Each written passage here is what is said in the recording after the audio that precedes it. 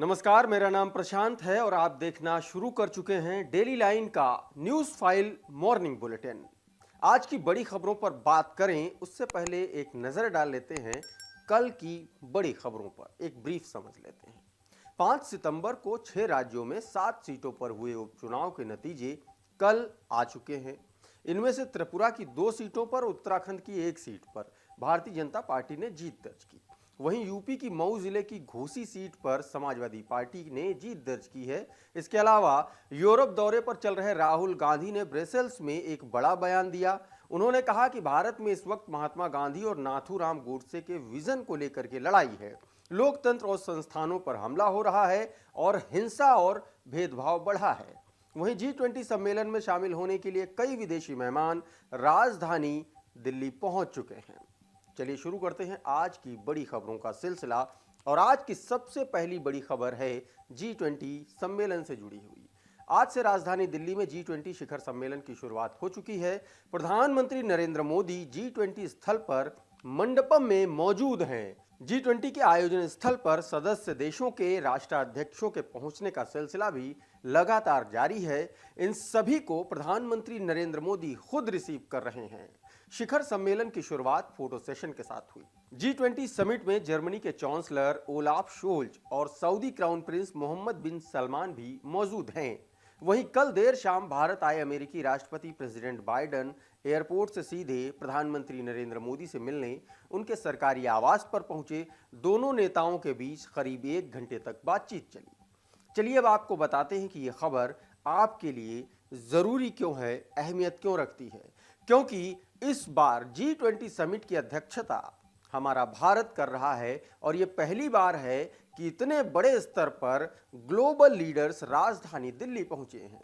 यह खबर आपके लिए अहम इसलिए भी है क्योंकि G20 सदस्य देश दुनिया के सबसे ताकतवर देशों में गिने जाते हैं। अब बात करते हैं आज की दूसरी बड़ी खबर की। आंध्र प्रदेश के पूर्व मुख्यमंत्री चंद्रबाबू नायडू को राज्य की CID ने आज सुबह सुबह गिरफ्तार कर लिया। भ्रष्टाचार के मामले में TDP प्रमुख चंद्रबाबू नायडू की गिरफ्तारी आज सुबह यानी कि 9 सितंबर को CID ने की। मेडिकल जांच के बाद उन्हें कोर्ट के सामने पेश किया जाएगा।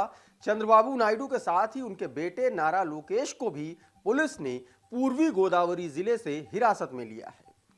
चलिए आपको बताते हैं कि यह खबर आपके लिए जरूरी क्यों है। दरअसल कौशल विकास घोटाले में चंद्रबाबू नायडू को मुख्य आरोपी बनाया गया है। उन पर 250 करोड़ रुपए से ज्यादा का घोटाला करने का आरोप है। नायडू के खिलाफ 2021 में मामला दर्ज किया गया था।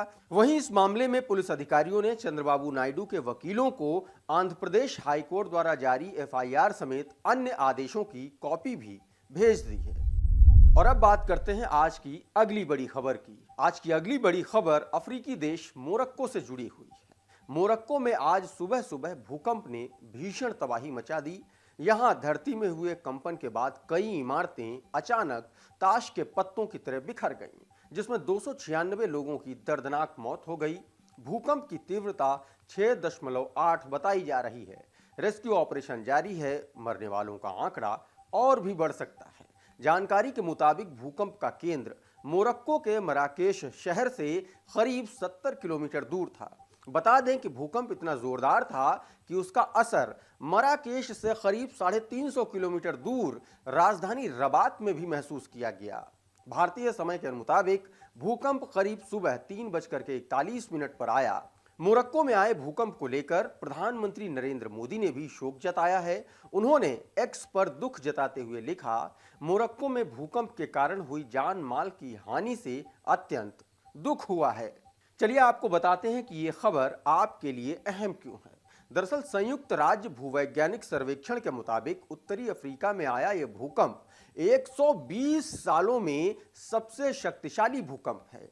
USGS ने बताया कि 1900 के बाद इस इलाके में 500 किलोमीटर क्षेत्र में कोई भी M6 लेवल या इससे बड़ा भूकंप आया ही नहीं। यहां M5 लेवल के 9 भूकंप ही दर्ज किए गए। साथ ही आपको बता दें कि इस साल एक भयानक भूकंप तुर्की में 6 फरवरी 2023 को आया था, जिसमें 45,000 से ज्यादा लोगों की मौत हो गई थी। और अब रुख करते हैं आज की अगली बड़ी खबर का। कर्नाटक में भाजपा और जनता दल सेक्युलर यानी कि जेडीएस के बीच गठबंधन होने की खबरें सामने आ रही हैं। पार्टी के नेता और कर्नाटक के पूर्व मुख्यमंत्री बीएस येदियुरप्पा ने ऐलान किया है कि भारतीय जनता पार्टी ने लोकसभा चुनाव के लिए जेडीएस को 4 सीटें देने पर सहमति दे दी है। उन्होंने कहा है कि गृह मंत्री अमित शाह ने भी इस मामले में हामी भर दी है। चलिए आपको बताते हैं कि यह खबर आपके लिए अहम क्यों है। जेडीएस के विपक्षी गठबंधन इंडिया की बैठक से दूर रहने के बाद से ही ये अटकलें लगाई जा रही थीं कि यह पार्टी लोकसभा चुनाव में भारतीय जनता पार्टी के नेतृत्व वाले एनडीए के साथ जा सकती है। बता दें कि राज्य में जेडीएस के मुकाबले भाजपा काफी आगे है। राज्य की 28 लोकसभा सीटों में से सबसे ज्यादा 25 लोकसभा सीटें भारतीय जनता पार्टी के साथ हैं। इसके अलावा एक एक सांसद कांग्रेस जेडीएस और एक जेडीएस समर्थक निर्दलीय सांसद है। इसके अलावा 2019 के लोकसभा चुनाव से पहले कांग्रेस और जेडीएस के बीच गठबंधन की चर्चा थी, जब दोनों पार्टियों ने केवल एक एक सीट ही जीती थी। और अब बात करते हैं आज की अगली बड़ी खबर की। मणिपुर में हिंसा अभी भी जारी है। गुरुवार को फिर से हिंसा हुई। इस हिंसा में 2 लोगों की मौत हुई और 50 लोग घायल बताए जा रहे हैं।